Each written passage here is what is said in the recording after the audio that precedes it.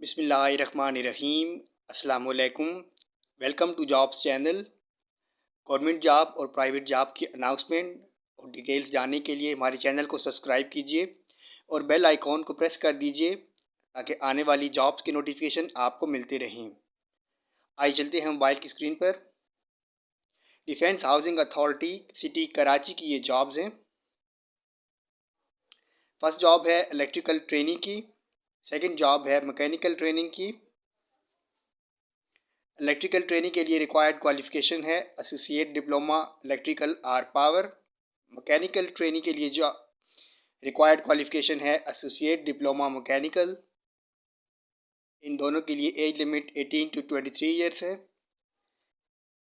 Experience none है। और आगे रिमार्क्स दिए गए हैं। Performance assessment will be conducted at the conclusion of the training period. Successful candidates will be considered for permanent employment at DHA City, Karachi।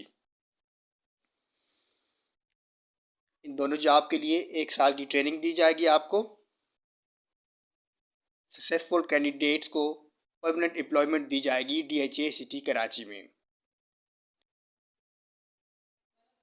इन दोनों job के लिए apply करने के लिए लास्ट डेट 25 अक्टूबर 2024 है। Thank you.